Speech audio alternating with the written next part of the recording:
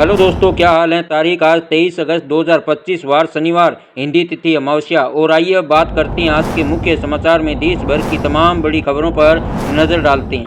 देखिए दोस्तों, नया आयकर विधेयक राष्ट्रपति की मंजूरी के बाद अब कानून बन गया है और 1 अप्रैल 2026 से देश भर में लागू हो जाएगा। राष्ट्रपति द्रौपदी मुर्मू ने आयकर विधेयक 2025 को अपनी मंजूरी दे दी है। यह पुराने आयकर अधिनियम 1961 का स्थान लेगा। आयकर अधिनियम 2025 अगले वित्तीय वर्ष 1 अप्रैल 2026 से लागू होगा। नया अधिनियम पुराने कर कानूनों को सरल बनाएगा और कानून में शब्दों की अधिकता को कम करेगा। चलिए अगली खबर देखते हैं। शुक्रवार को पीएम मोदी ने बिहार और पश्चिमी बंगाल का दौरा किया। बिहार के गयाजी में पीएम मोदी ने 13,000 करोड़ की योजनाओं की शुरुआत की। मगध यूनिवर्सिटी के कैंपस में अपने 34 मिनट के भाषण में उन्होंने कांग्रेस और आरजेडी पर निशाना साधा और सरकार की उपलब्धियां गिनवाई।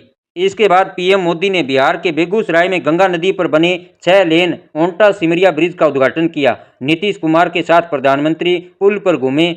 इस दौरान उन्होंने अपने गले से गमछा निकाला और हाथ से घुमाकर लोगों का अभिवादन किया। बिहार के बाद पीएम मोदी पश्चिमी बंगाल के कोलकाता के दौरे पर पहुंचे। पीएम मोदी ने यहां 5200 करोड़ रुपए की परियोजनाओं का उद्घाटन और शिलान्यास किया। प्रधानमंत्री मोदी ने कुल 13.62 किलोमीटर लंबे 3 नए रूट का उद्घाटन किया। इसके अलावा पीएम मोदी ने 1200 करोड़ रुपए से ज्यादा की लागत से बनने वाले 6 लेन कोन्ना एक्सप्रेसवे की आधारशिला रखी। यह एक्सप्रेसवे 7.2 किलोमीटर लंबा होगा। राज्य की मुख्यमंत्री ममता बनर्जी इस कार्यक्रम में शामिल नहीं हुई। चलिए अगली खबर देखते हैं। रिपोर्ट्स में दावा किया जा रहा है कि इस बार टीम इंडिया एशिया कप में बिना स्पॉन्सर के खेलेगी। भारत की सबसे बड़ी फैंटेसी गेमिंग कंपनी ड्रीम 11 अपना रियल मनी गेमिंग कारोबार बंद करने जा रही है। यह फैसला भारत सरकार द्वारा हाल ही में पास किए गए ऑनलाइन गेमिंग बिल 2025 के बाद लिया गया है। इस बिल के तहत ऑनलाइन रियल मनी गेम्स पर पूरी तरह से पाबंदी है। आपको बता दें दोस्तों कि ड्रीम 11 भारतीय क्रिकेट टीम और आईपीएल जैसे बड़े टूर्नामेंट का प्रमुख स्पॉन्सर रहा है। ऐसे में ये भी खबरें हैं कि टीम इंडिया एशिया कप में बिना स्पॉन्सर के खेलेगी।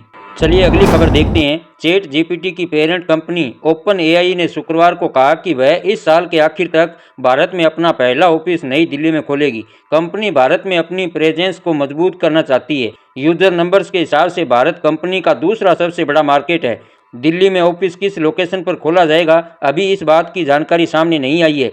हालांकि ओपन एआई ने भारत में खुद को एक लीगल एंटिटी के रूप में स्थापित कर लिया है और एक डेडिकेटेड लोकल टीम की हायरिंग शुरू कर दी है। यह टीम लोकल पार्टनर्स, सरकारों, बिजनेसमैन, डेवलपर्स और एकेडमिक इंस्टीट्यूशन के साथ रिलेशनशिप को मजबूत करेगी। चलिए अगली खबर देखते हैं। अमेरिकी राष्ट्रपति डोनाल्ड ट्रंप के ट्रेड एडवाइजर पीटर नवारो ने भारत पर रूस से तेल खरीदकर मुनाफाखोरी का आरोप लगाया है।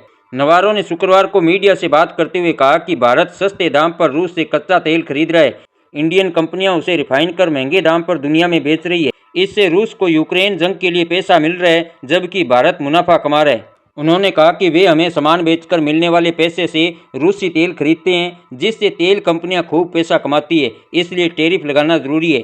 हालांकि उन्होंने यह भी कहा कि जंग की शांति का रास्ता भारत से होकर जाता है। चलिए अगली खबर देखते हैं। भारतीय मूल के उद्योगपति लॉर्ड स्वराज पोल का 94 साल की उम्र में ब्रिटेन में निधन हो गया। उनकी गिनती ब्रिटेन के सबसे अमीर लोगों में होती थी। इसी साल वो संडे टाइम्स रिच लिस्ट के मुताबिक ब्रिटेन के 81वें नंबर के अमीर थे। चलिए अगली खबर देखते हैं। राष्ट्रपति द्रौपदी मुर्मू की मंजूरी के बाद ऑनलाइन गेमिंग संवर्धन व विनियमन विधेयक 2025 अब कानून बन गया है। इस कानून के अनुसार ऑनलाइन मनी गेम्स पर पूर्ण प्रतिबंध लगाया गया है। सरकार का मकसद इस कानून के जरिए ई स्पोर्ट्स और सोशल गेम्स को बढ़ावा देना है।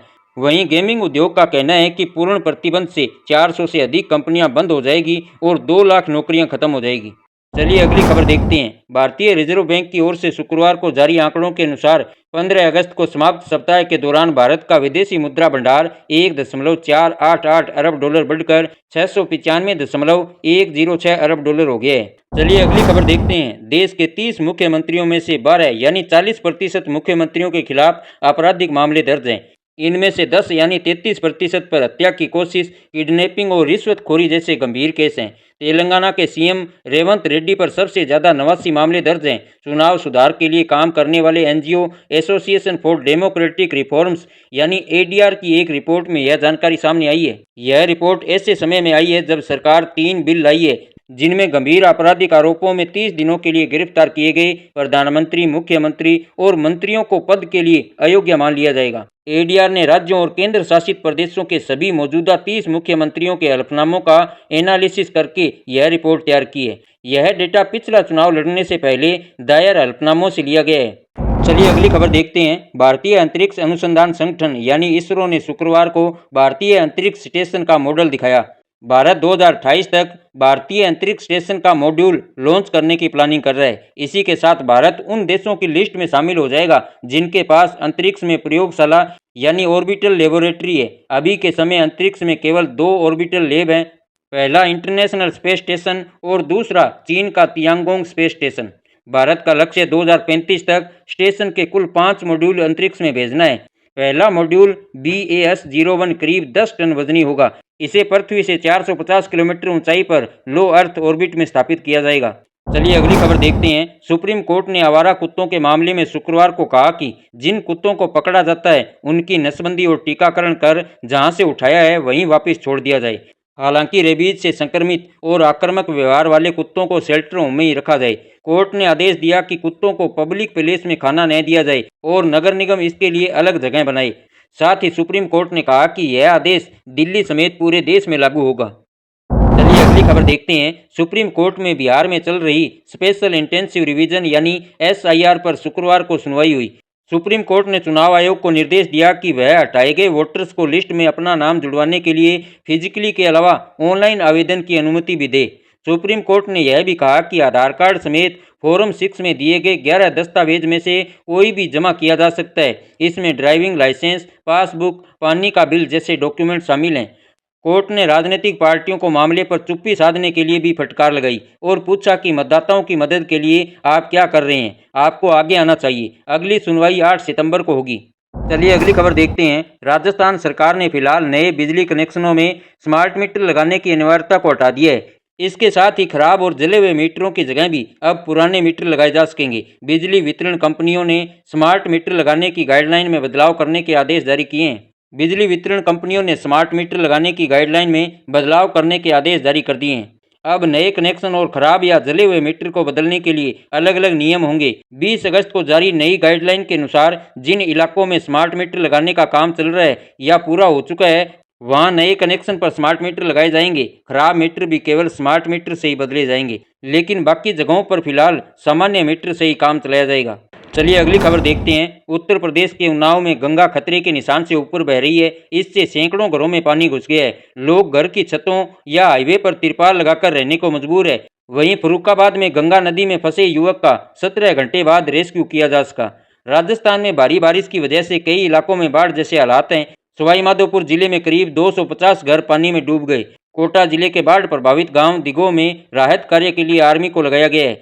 शहर की भी कई कॉलोनियों में बाढ़ का पानी पहुंच चुका है। नाव के जरिए रेस्क्यू किया जा रहा है। नेपाल में हो रही भारी बारिश का असर बिहार के सीमावर्ती इलाकों की नदियों में दिख रहा है। पश्चिमी चंपारण जिले के बगा में बूढ़ी गंडक नदी में अचानक बाढ़ आने से एक ट्रैक्टर बह गया। ड्राइवर ने कूदकर अपनी जान बचाई। वहीं मध्य प्रदेश के श्योपुर में दूध बेचने वाले 2 युवक नाले में बह गए। इसमें से एक को ग्रामीणों ने बचा लिया जबकि दूसरा लापता है। SDRF युवक की तलाश कर रही है।